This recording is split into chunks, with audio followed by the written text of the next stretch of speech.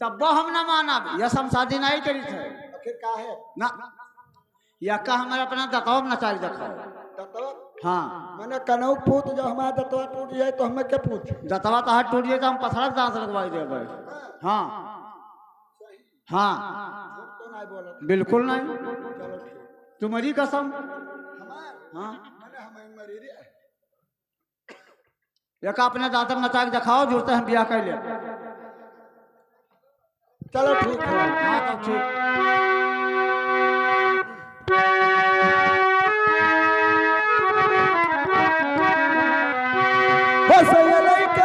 नियम सूट जाल कोरा में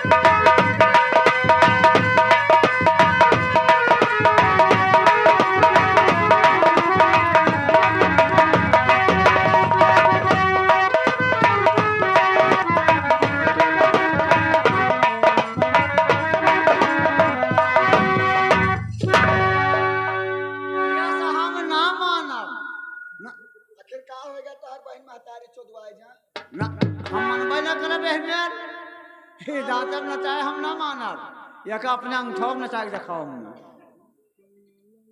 गदोरी गदोरी गदोरे हाँ ये जो ने 70-80 रोटी फलानी बना के धरत है पियलत हो दोनों टाइम तब ना पियाला का रे पिला तो पिलायो अब ना पिलायो रोटिया खानवा दही करे तो अब रोटिए तो मुँह कही थी हाँ चलो ठीक है अब ना खाए पहले हाँ लेकिन हमें गदोरी में नचा के दिखाओ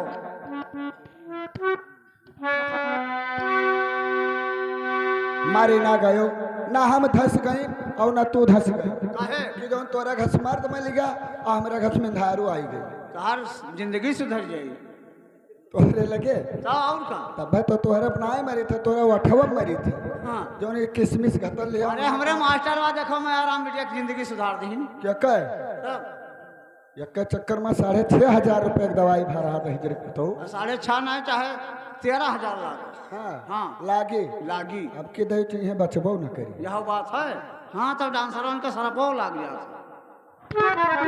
ओ सैयले का नियम सूती जाल कोरा में पिया के अजोरा में ना सैयले का नियम सूती जाल कोरा पिया के अजोरा में।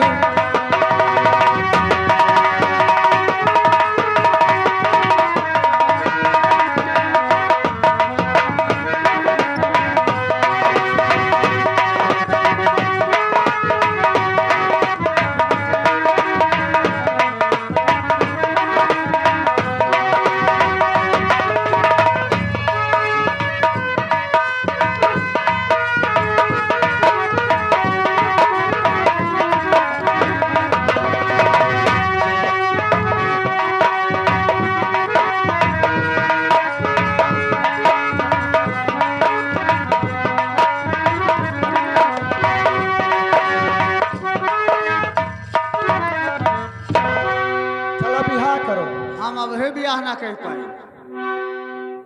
आखिर बने हमारे में कौन गलती है बपई? हम बताई तौन करो तब ब्याह करब। तो कह दो बुढ़ऊ साथे भाग जा तो कह बुढ़ऊ लाए फिर। हाँ हाँ बुढ़ऊ का तो का ले जाई हैं। पहले तो हमसे ब्याह करो तब बाद में बुढ़ऊ। अच्छा हाँ बुढ़ऊ तो घर का मालिक रहा था। चलो करो। लेकिन हम लाई से एक सामान हम लाई थरिया और थरिया करे बारी पे ना दिखाओ। तो का तो सभे कैले सभे कस के कैली हमारे बस के तो नहीं है। लेके आ देखी।